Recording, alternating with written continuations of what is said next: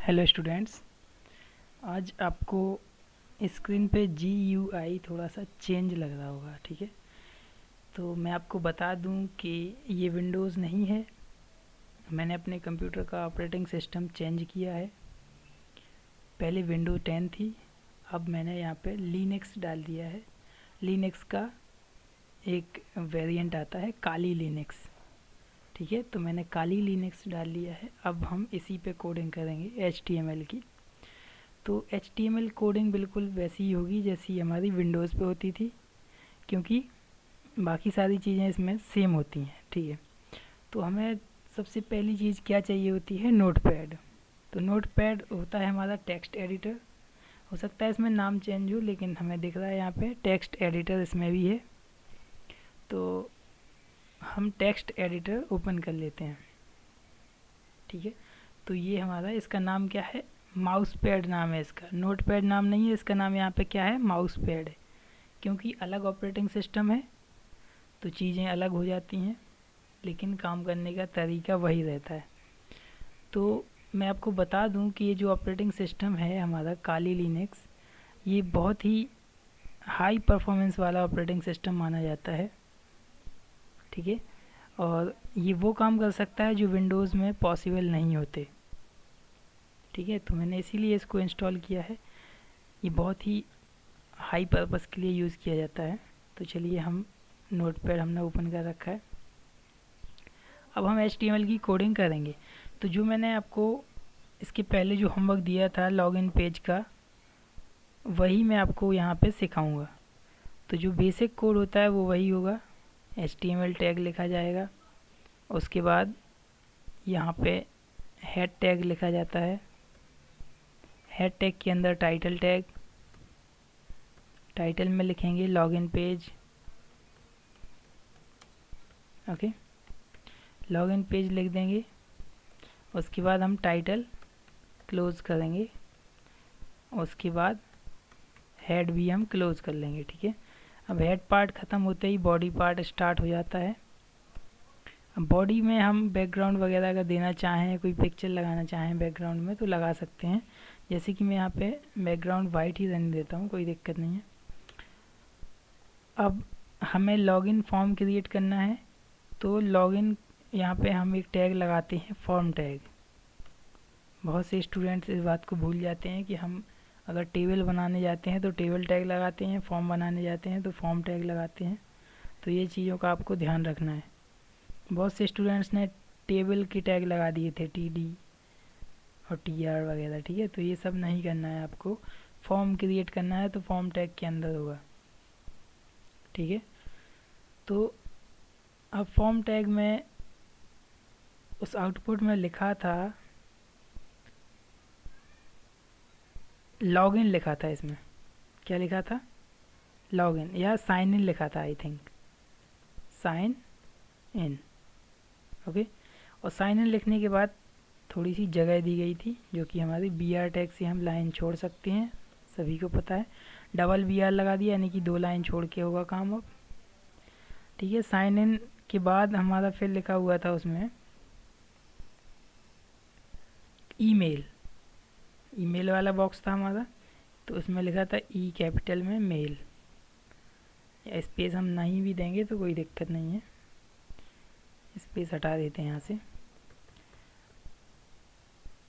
चलिए, मैं पहले इसको एक्सटेंशन दे देता हूँ ताकि ये कलरफुल दिखाई देने लगे। तो हम पहले इसको सेव एज पे जाएंगे। सेव एज, इसमें नाम लिखने के लिए ऊपर आता है, तो हम यहाँ नाम लिखेंगे, जैसे कि लॉगिन पेज, login.html दे देते हैं। ठीक है, login.html। सेव का ऑप्शन नीचे है, तो हम इसको कहाँ सेव करेंगे? हम डेस्कटॉप पे सेव कर लेते हैं, मेन स्क्रीन पे। ठीक है, सेव।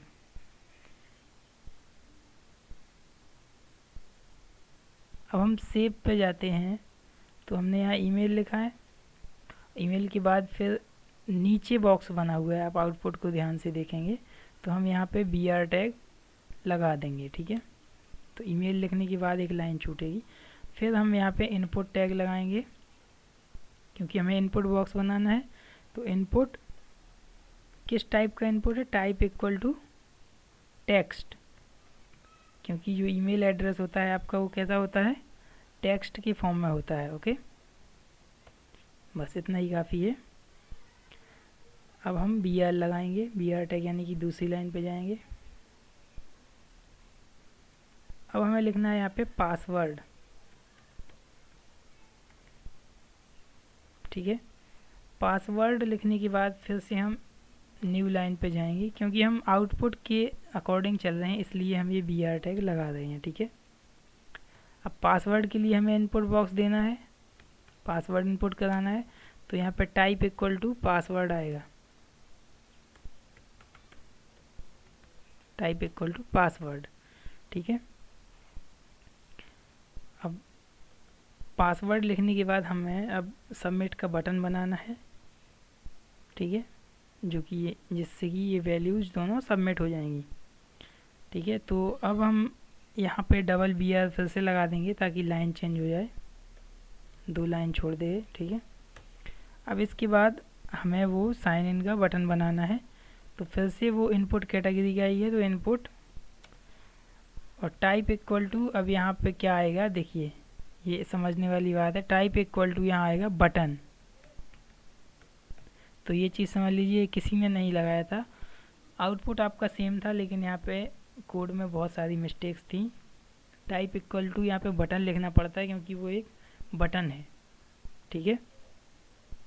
बटन लिख दिया हमने, तो अब जो बटन आएगा उस बटन पे हमें क्या लिखा हुआ दिखेगा वो हमें यहाँ पे लिखना पड़ेगा, value equal to, value equal two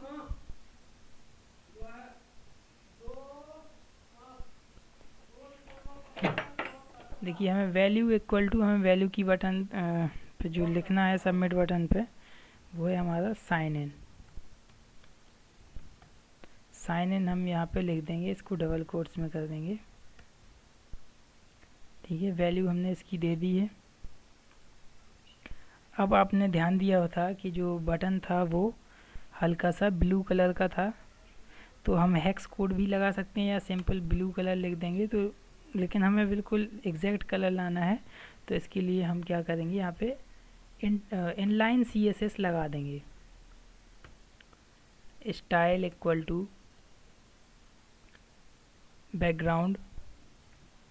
button के लिए है, देखिए इनपुट टैग में लगा है तो ये बटन बस पे काम करेगा, क्यों, इसीलिए क्योंकि ये इनलाइन CSS है, ठीक है। बैकग्राउंड डैश कलर, कलर की स्पेलिंग COLOR लिखनी है, ध्यान रखना। कॉलन लगाएंगे। अब हम यहाँ पे एक हेक्स कोड लिख देंगे, तो हैज़ लगाएंगे 1569C7, ये हेक्स कोड है, एक इससे ब्लू कलर आएगा, ठीक है।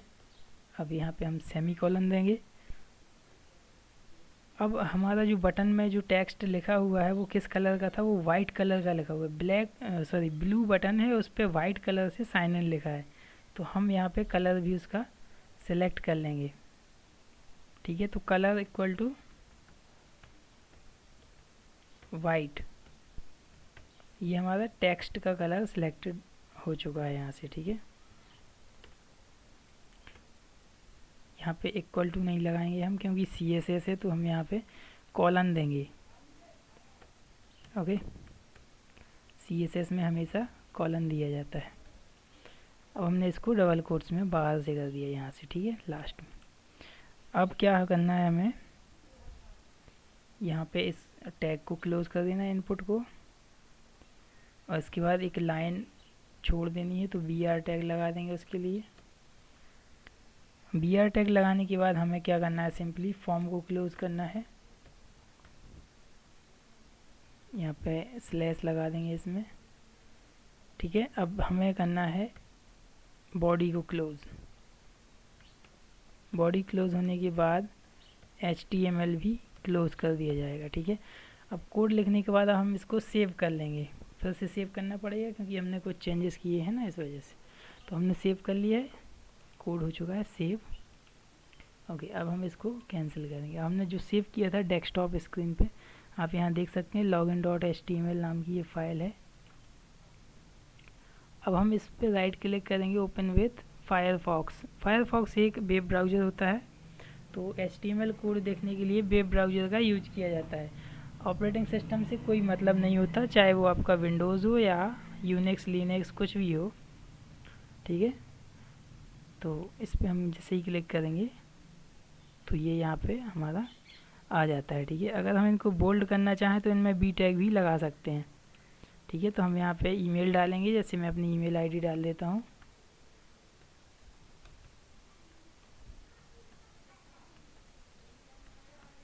ठीक है। मैंने अपनी ईमेल आईडी डाल दी, पासवर्ड डाल दिया। टाइप पासवर्ड लिखने का यही मतलब है कि यहाँ पे आपको पासवर्ड दिखाई ना दे। और साइन इन पे हम क्लिक करेंगे तो देखिए अभी ये साइन इन नहीं होगा, क्योंकि देखिए मैं आपको एक बहुत ही इम्पोर्टेंट बात बताने जा रहा हूँ। जब भी आप वेबसाइट डेवलप करते हैं तो डेवलप दो तरीके से होती है, दो लोग लगते हैं उसको डेवलप करने के लिए। एक होता है हमारा फ्रंट एंड डेवलपर, जो कि डिजाइनिंग का काम करता है, जो हमें दिखाई देता है वेबसाइट में। बटन दबाने के बाद अंदर क्या होता है, पासवर्ड कैसे मैच होते हैं, कैसे किसी को डाटा सेंड होता है, वो सब काम करता है बैक एंड डेवलपर। तो दो तरीके होते हैं, front end and back and. तो आप लोग अभी सीख रहे हैं, ये है फ्रंट एंड। सामने जो स्क्रीन पे दिख रहा है वो क्या है, कैसे दिखेगा, वो हम लोग पढ़ रहे हैं, तो इसलिए ये हम लोग फ्रंट एंड पे काम कर रहे हैं। और बैक एंड में क्या होगा, साइन इन बटन दबाने से, उससे हमें अभी कोई मतलब नहीं है। ये जब आप प्रोफेशनल लेवल पे सीखेंगे उसको, एक्सपर्ट लेवल पे, तभी आपको ये पता चलेगा, ठीक है। तो अभी हम फ्रंट एंड पे काम कर रहे हैं। तो ये सिंपल है, आपको डिज़ाइनिंग आनी चाहिए, ठीक है। बैकग्राउंड अगर चेंज होता है, इसको हम सेंटर में करना चाहते हैं, तो देखिए मैं आपको बता दूं कि जीमेल का जो पेज होता है कुछ इसी तरह से होता है वो। तो हम इसको अगर सेंटर में करना चाहेंगे तो यहाँ पे लिख देंगे अलाइन इक्वल टू सेंटर।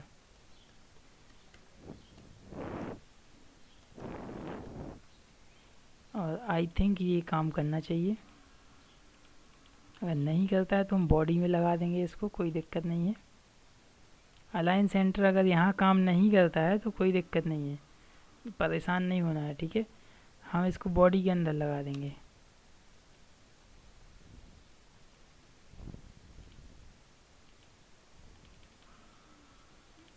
एक मिनट,